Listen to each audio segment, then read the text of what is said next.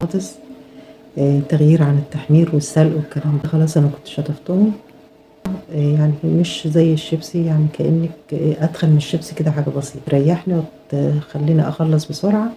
فجبتها دي قطعت الشيبسي، لو ما عندكيش قطعي بالسكين لحسن تتعور يعني ولا حاجة.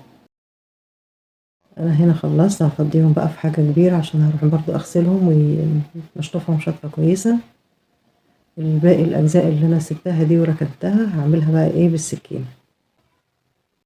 هنا بقى معايا البهارات أو التتبيلة اللي احنا هنتبل بيها البطاطس. أهم مكون فيهم طبعا النشا، هنا دول حوالي معلقتين كبار نشا، ومعايا بهارات بطعم الجبنة اللي هي لونها أصفر دي، ومعايا توم بودرة وبابريكا وكمون ورشة شطة. وبرضه هقولك تتبليها، وملح طبعا أساسي، وتتبليها بالتتبيلة اللي انت حباها. يعني الوصفة دي يبقى لازم أساسي معلقتين النشا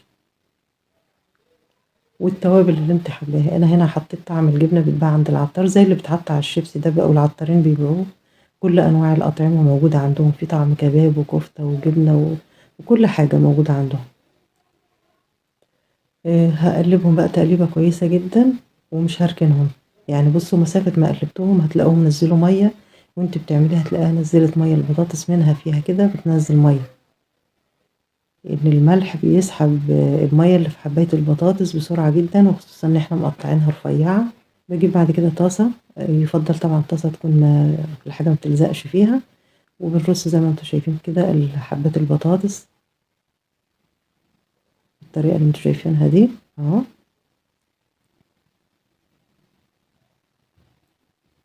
انا هنا هعملها طبقتين اتنين، رصتين اتنين فوق بعض، ادي رصة وهعمل رصة تاني.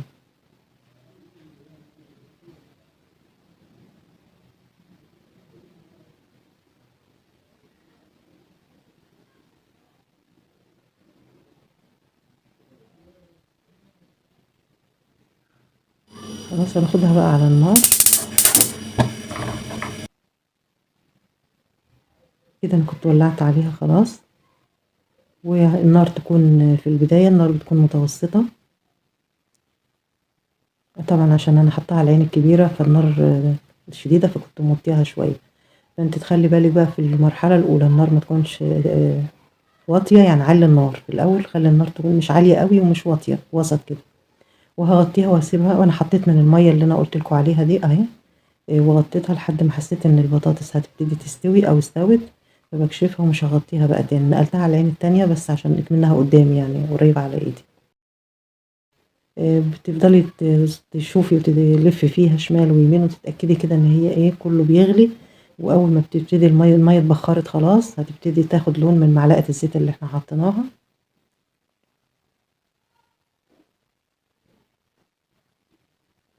كده خلاص اخدت لون من تحت. انا بشد بشوفها من تحت كده لقيتها احمرت، خلاص بقلبها.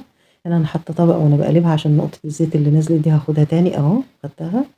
وبعد كده هاخدها على النار تاني وهسيبها لحد ما تاخد لون بقى من تحت، لان كده خلاص هي استوت. بس انا عايزاها تاخد لون زي ما اخدت لون من تحت، تاخد لون برضو من الوش التاني وخلاص. يعني هي معلقة الزيت هتعمل لك الكمية دي. عايزة اقول لكم الكمية اللي انا عاملاها دي كيلو من البطاطس عملت لي فطيرتين كبار زي ما انتم شايفين كده. طعمها كان جميل جدا جدا وهي سخنة كده ومقرمشة من هنا ومن هنا، وخصوصا ان احنا جايبين بطاطس تحمير مش اي بطاطس يعني. كده خلاص انا حطيت، كنت مولعه على الفطيره التانية وقلت اوريكم دي على ما التانية ايه تستوي، وكنت موطياها ومهديه لها النار شويه، يعني النار متوسطه وهي متغطيه. وبرضه حطيت لها من نفس الميه اللي نزلت بتاعت البطاطس. هنقطعها بقى وشوفوها كده معايا جميله جدا، ان شاء الله تتبسطوا بيها. حلوه قوي قوي قوي، مقرمشه من الناحيه دي ومن الناحيه دي، ومن جوه القلب بتاعها طري، وفي نفس الوقت مش تخينة قوي. يعني لو عايزين تخلوها تخينة هتحطوا طبقة تاني، انا عملت طبقتين من البطاطس، انتوا تقدروا تعملوا 3 طبقات اهي زي ما انتوا شايفين. بصوا منظرها عامل ازاي، جميلة جدا جدا. جربوها بجد واوعدكم مش هتندموا ابدا، حلوة جدا.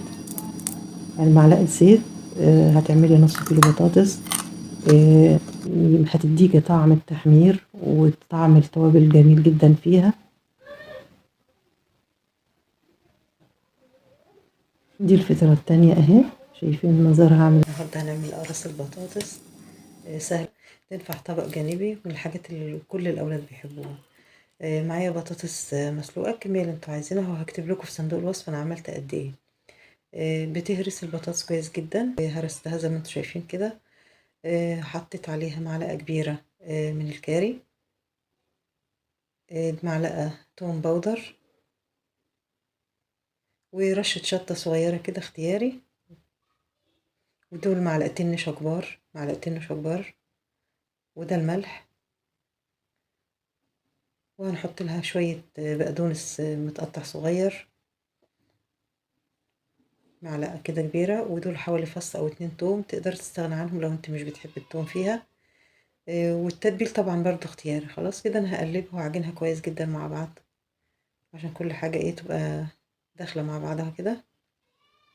واجيب حتة زيت وهندهن ايدينا زيت، وهنعملها عبارة عن كور، وبعدين اعملها قراص كده صغيرة شبه الهمبرجر كده شوية. في طاسة على النار هحط معلقة زيت او معلقتين زيت،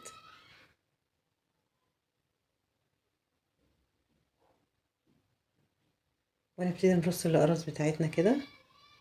عايزة اقول لكم ان وانت بتقلبيها لازم تكوني يعني ايه بتأني شديد جدا، لان في الوقت ده بتكون ايه بدأت الأقراص البطاطس طريت، وبتكون عايزة ايه بالراحة جدا. وانت بتقلبي فيها عايزة هدوء وبالراحة. طبعا انا مسرعة الفيديو، انا كنت بقلب بالراحة برضو، بس انا مسرعة لكم الفيديو عشان ما ياخدش منكم وقت. راحة كده وانت بتقلبي. بصوا هي كده خلاص خلصت كده، كانت عملت صوت قرمشة جميل جدا. بس طبعا شربت شوية الزيت دول اهي زي ما انتوا شايفين.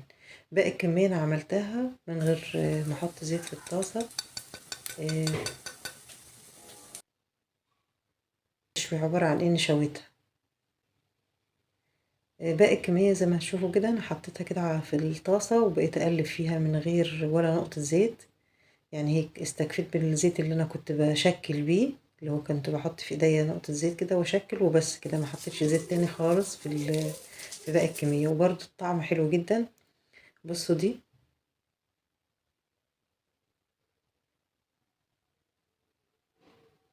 هتعجب ولادكم جدا بجد، جربوها ان شاء الله هتعجبكم.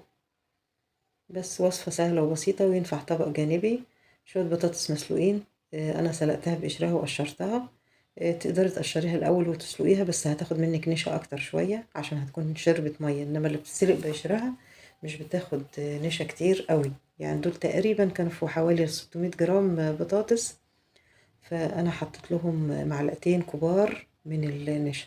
معلش بقى ان الصوت ده داخل في دوت في اول الفيديو بس، فاهمين؟ يعني بعد كده هتلاقوا الصوت راح، عشان بس اسمعكم صوت القرمشه والحاجه اللي هي متجمده. اسمعوا بقى صوت التخبيط ده.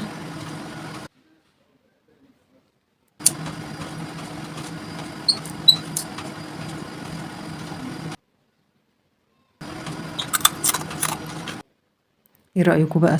مقرمشه جدا جدا، حاجه كده تحفه، هتعجب ولادكم جدا جدا، كريسبي وجميله جدا وطريه من جوه، حاجه كده بجد تحفه.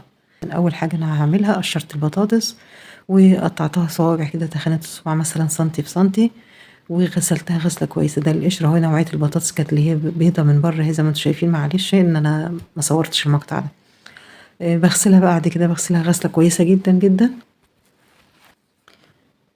بنفضل نغسل فيها لحد النشا كله بتاعها ما ينزل، لحد ما تحسي كده الميه بتاعتها بقت رايقه وبيضه، وبعد كده بنروح على التحمير على طول مباشره، لا في نقع ولا ملح ولا اي حاجه خالص. هي خطواتها سريعه ورا بعض، ومش هتاخد منك اي وقت خالص. مجرد تقشرتيها هتحسي انك انت خلاص خلصتيها. قشري وقطعي هتبقى خلصت خلاص. بنحط بقى الحاجة اللي احنا هنحمر فيها على النار، وشوية الزيت بتوعنا، وبنبتدي بقى أول الزيت ما يسخن هتبتدي بقى تنزلي بالبطاطس بتاعتك حبة حبة كده.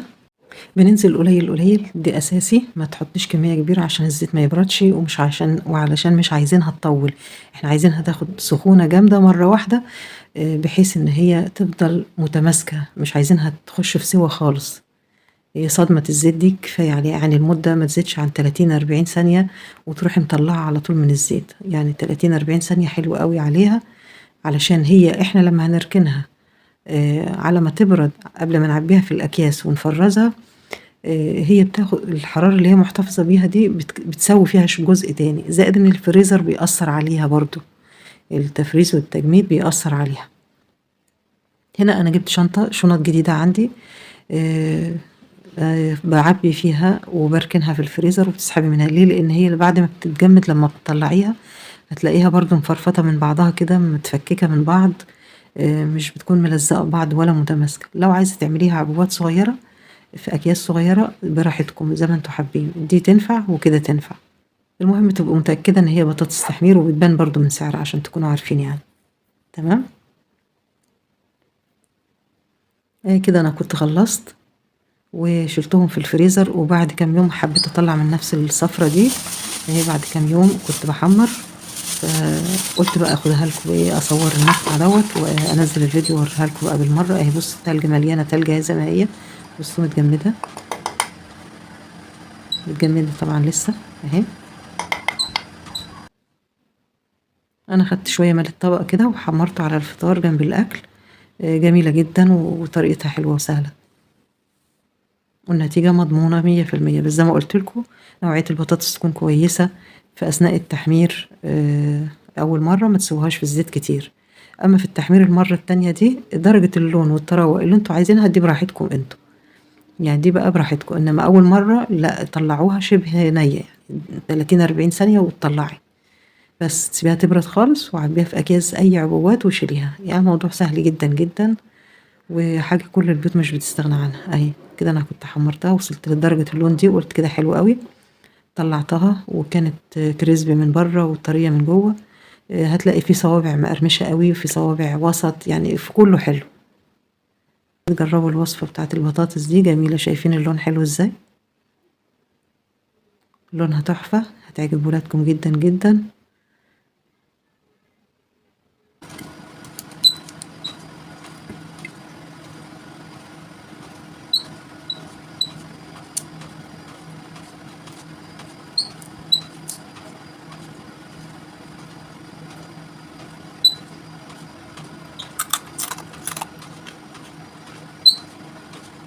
سامعين بقى صوت القرمشة بتاعتها؟ تحفة،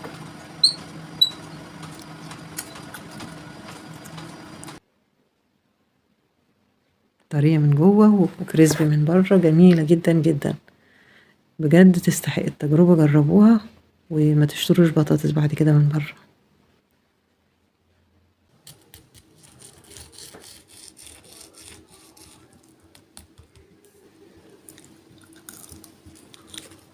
النهاردة هنعمل بطاطس محمرة ومقرمشة وتحمير من غير زيت من غير آلية، طريقة حلوة جدا ان شاء الله تعجبكم. كمية البطاطس اللي انتوا عايزينها، بتجيبوا البطاطس بنقشرها وبغسلها، وبعد كده بقطعها صوابع تخينة وما بغسلهاش تاني، بسيب النشا اللي عليها اللي بين الصوابع ده بخليه، بيساعد على على القرمشة. تمام كده، سهلة وبسيطة خالص. وبعد كده معايا المكونات، البهارات اللي انتوا عايزينها. معايا كمون، كزبرة ناشفة، بابريكا، كاري، ملح، ولو عايزين تشيلوا حاجة من البهارات دي تحطوا حاجة ماشي. معايا هنا خل، هحط معلقتين خل، وهحط معلقتين زيت، بس معلقتين بس اللي هنحمر بيهم كل كمية البطاطس دي. نوع الزيت اللي انتوا عايزينه، زيت انا هنا هحط زيت زيتون، اي زيت عندك هينفع. انا حطيت زيت زيتون على اساس تبقى ايه صحية برضو اكتر واكتر، وهما معلقتين اتنين بس، هو زي ما انتوا شايفين بس كده خلاص. سهلة وبسيطة جدا جدا. بنقشر البطاطس، بنغسلها، بنقطعها، بنجيب البهارات والملح والزيت والخل، بنقلبهم تقليبة كويسة جدا جدا مع بعض. اهم حاجة ندوب كل حاجة مع بعضها، نخليها يمتزج كده حلو مع بعض.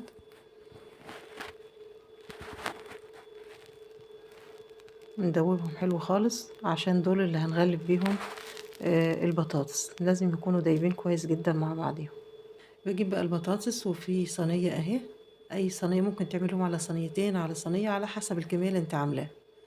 انا فضيتهم اهو في الصينية دهيت، وافضي عليهم الخلطة اللي احنا عملناها. تمام.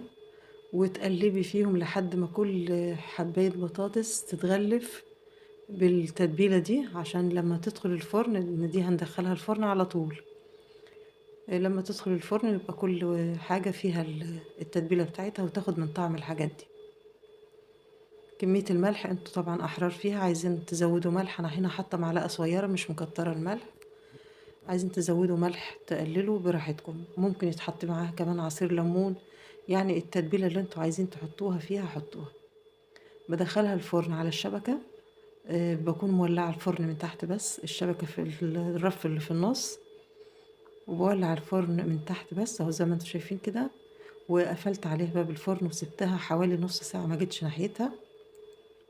النار كانت فوق المتوسطة كده بشوية كده، يعني طلعتها بعد نص ساعة زي ما انتوا شايفين لونها كان كده. وقلبتها ودخلتها الفرن تاني، مولعتش برضو الشواية. الفترة كلها على الشبكة بسيبها هي في الفترة دي كانت استوت، يعني بعد نص ساعة بتحس كده ان هي طريت وبقت ايه ممكن تتقدم كده. بس انا عشان عايزينها تتقرمش بتسيبيها في الفرن شوية تاني، ومن وقت للتاني تطلعيها وتقلبي فيها وتدخليها الفرن تاني. زي ما انتوا شايفين كده اهي قرمشت زي ما انت عن قبلها. بصوا بقى بقلبها بتاع كده اهي. هنا بقول لكم انا كنت بقلبها بدي. بصوا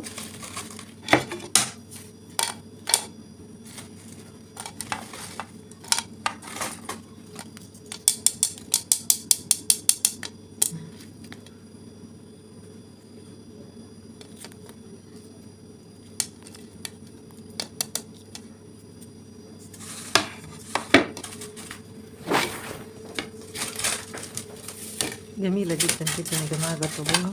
مقرمشة جدا، مقرمشة بزيادة يعني. وجميلة وهي سخنة طبعا، وهي سخنة أحلى. لو عايزين تحافظوا على الصينية بتاعتكم يعني ما تعملش المنظر ده، ممكن تحطوا ورقة زبدة. ورقة زبدة هتخلي البطاطس تطلع معاكي كمان في التقليب، بتكون أسهل وهتوفر عليكي غسيل الصواني. جربوها إن شاء الله هتعجبكم. جميلة جدا جدا، مقرمشة وهتعجب ولادكم، صحية مش شاربة طبعا زيت، مفيش فيها أي زيت. بتوفر عليكم وقفة التحمير على البوتاجاز وكده. ان شاء الله تعجبكم، جربوها. يلا بقى ما تنسوش تعملوا لايك للفيديو. نشوفكم على خير فيديو جديد. باي باي، وقولوا رأيكم بقى في البطاطس دي لو جربتوها، واكتبوا لي في التعليقات. باي باي.